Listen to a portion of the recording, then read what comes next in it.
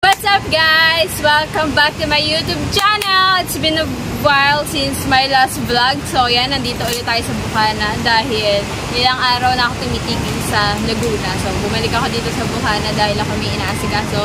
So update lang tayo na ating pinapagawa ditong transient house. Let's go! So ito, dati meron siyang import. Ha? Dati meron din siya bubong dito. So, pinaluwag namin, pinalapad.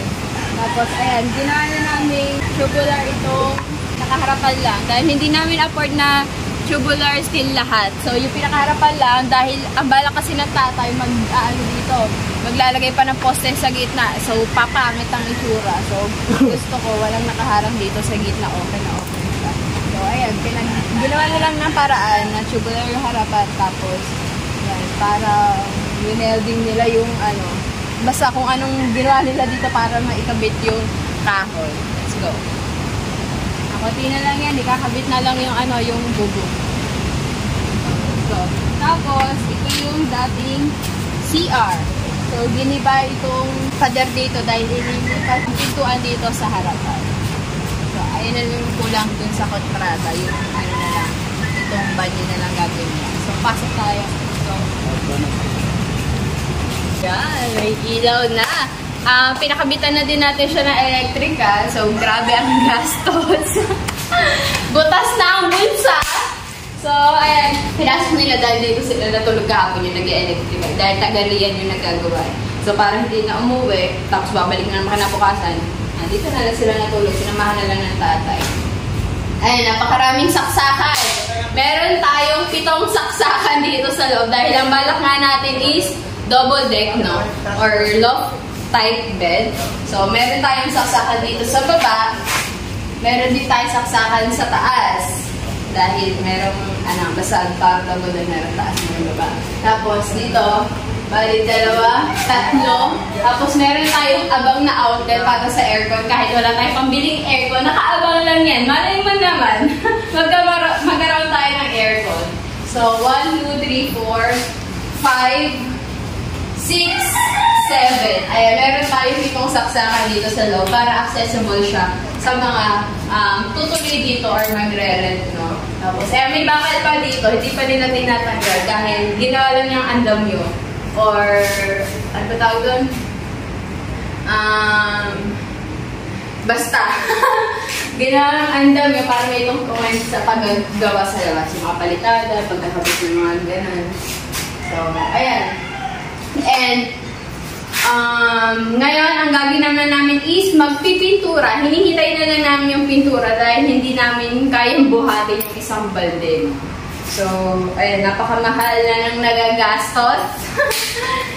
Sana naman matapos na namin ito para hindi sayang yung panahon.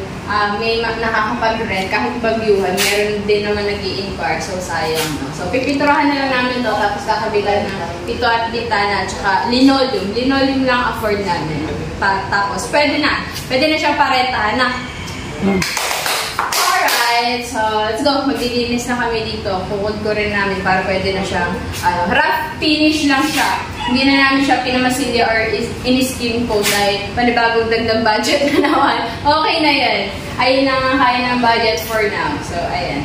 Rough finish lang yung aming pader. So, let's go.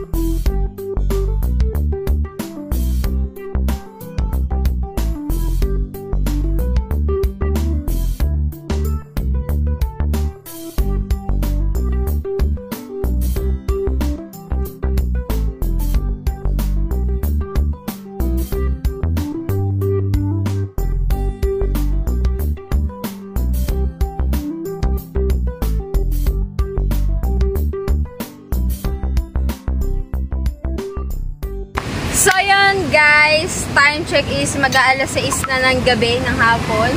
So, tapos na tayo magpintura. Bukas na lang natin i-continue. Tapos na mga nagagawa. So, ayan. Ito na yung itsura niya ngayon.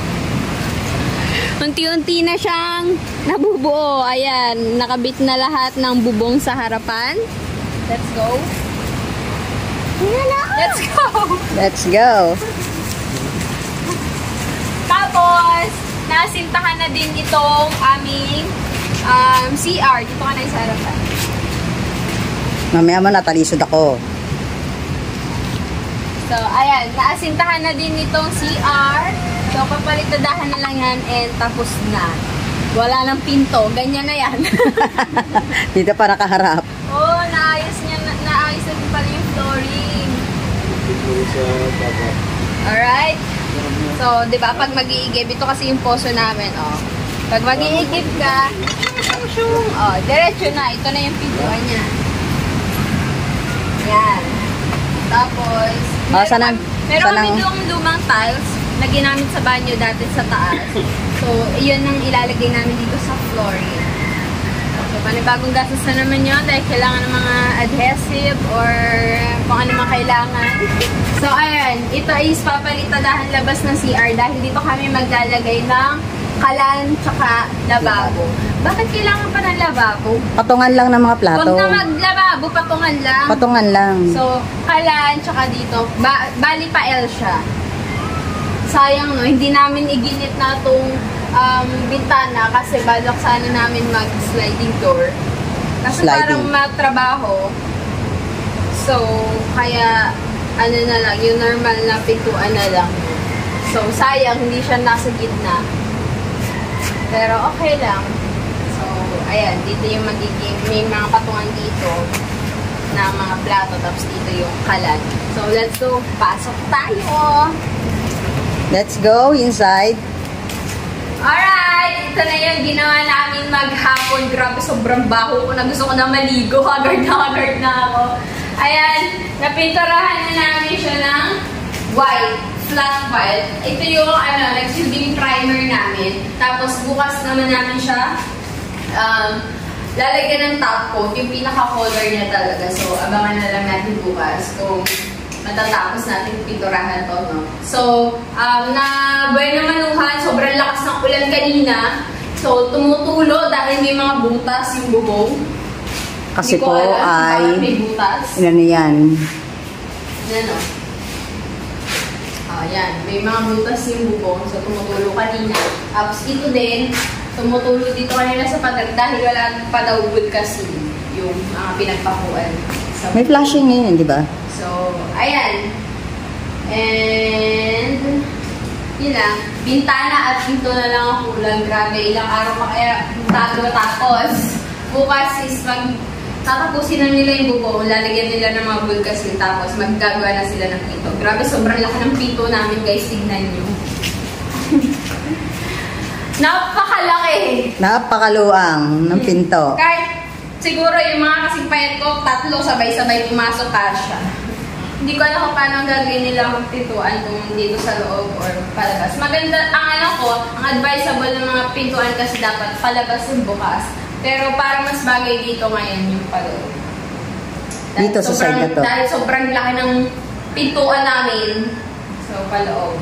Pag palabas, parang wala siya magiging paglalagyan pag nakabukas siya. So, baka dito siya sa paloob. So, ayan yung update niya ngayon. Grabe, unti-unti na siya nabubuo. Yung loft bed pa pala kailangan pang gawin.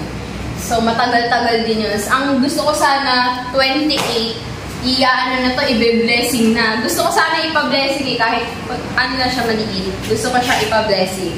Para, ayan, maganda yung pasok ng mga bisita. And, ayan. Alright, bukas na lang. Hanggang dito na aking vlog. Napakaganda. Alright. Linoleum pa pala, grabe. Linoleum. Isa pa yung mahal din yun. Ako na magpo-provide ng linoleum. Oh, salamat naman dahil butas na ang bulsa ko. Wala na. Ako na magpo-provide ng linoleum, malapit na. Nay, akong pipili ng kulay ha. Baka pang matanda na naman ang piliin mo. Puti. Puti lang siya. Puti. Pero wala kang nakikitang puti sa sa bahay nag-ikot-ikot. Mas maganda vinyl eh. Kaya lang, mahal ng vinyl. Mahal ang vinyl tiles. Hindi afford. Tsaka, Cannot afford. Ang pandikit nun, katulad nung sa harapan, di ba? Ano tawag doon? Rugby. Ang dami kailangan rugby magagamit. So, mas maganda pa mag-tiles ka na lang kaysa i-vinyl mo. Tsaka ang balak namin dito kapag malakas yung kita. Halimbawa, in God's will, before summer, marami nang naipon. So, ipapatiles down nila to. Ipapatiles namin to. Dahil, maliit lang naman daw to. Papatiles. Mas magastos kaysa palit ka ng palit ng linoleum. Ipapatiles to bago mag-summer sana. Alright? Yearly, nagpapalit ng linoleum. So, ayan. Hanggang dito na ang vlog. Ay, ikaw. Ano masasabi mo? Ano masasabi mo sa nangyayari ngayon sa... Nakaranas ako magpintura, guys. Nakakapagod. Kanina, Auntie Elsa ang katulong ko kaso may ginawa. So, siya yung nakatulong ko. Ito yung pininturahan niya. Itong side na to, tsaka ito. Grabe! Grabe, sasaktan mo braso ko. Yung pala bang pintura. Tanghali yan gigising bukas sa pagod. Are naman pininturahan ko. Ito, tsaka itong buong ito. Yan. Ito ang pininturahan ng tiya. Yan. Yung pangit. Charot. Ayan. Manipis yan. First coating. Ito yung pininturahan ko una. Diba? Malabo. Yung isang balding... Grabe. Yung isang balding pintura, 16 liters yun. Konting-konti na lang natira. Hindi pa napipinturahan yung labas. Dapat pala yung ilagis pa rito. Ay, kulang pa. Kami kasi nagpintura kaya Tsaka rough